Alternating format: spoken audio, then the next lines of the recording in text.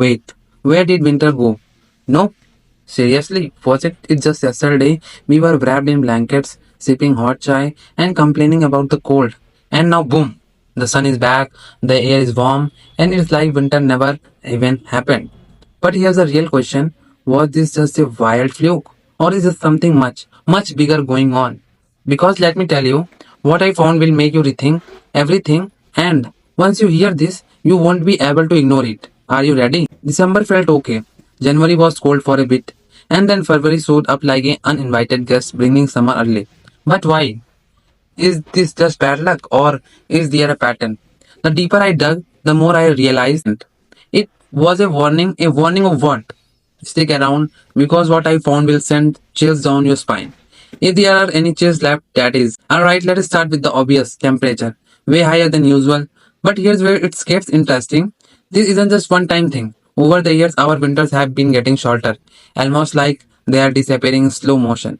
But the real question is why? And what happens when they disappear completely? If you think I am excreting, just wait. Here's something that might blow your mind. India's winter. It doesn't come from India. It's actually delivered all the way from the Central Asia by something called Western Disturbance. They are like winter's delivery service. But this year, they were weak. Pathetically weak. Almost like they just gave up. But why? What is stopping them? And what happens if they never return? Because if that happens, winter as we know it is over.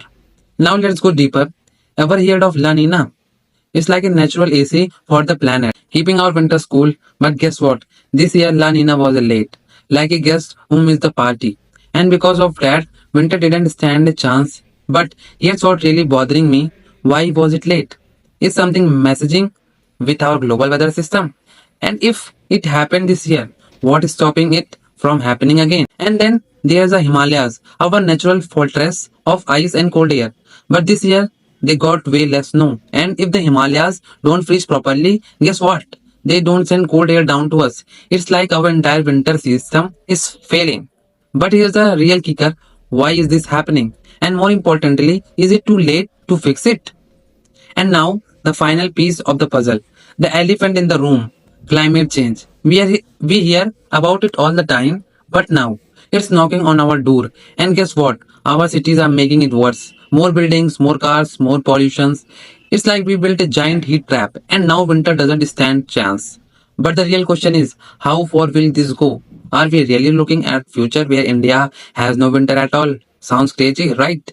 But so did this year disappearing winter until it happened. So let's put it all together. Weak cold winds, a delayed La Nina, less Himalayan snow, rising temperature. It all points in one direction. Winters are fading and fast. But here's my question for you. What if one day we tell our kids stories about back when winter existed? Sounds extreme, maybe. But so did the idea of a winter this short until it became reality. Now I need to hear from you. Did winter feel shorter where you live? Or do you think this is all overthinking? Tell me in the comments because trust me, this conversation is just getting started. And if this video made you think, hit like, share and subscribe because we need to talk about what's coming next. And hey, if you found this video interesting, you have to check out my video on why India isn't building its own AI. Trust me, it's a game changer.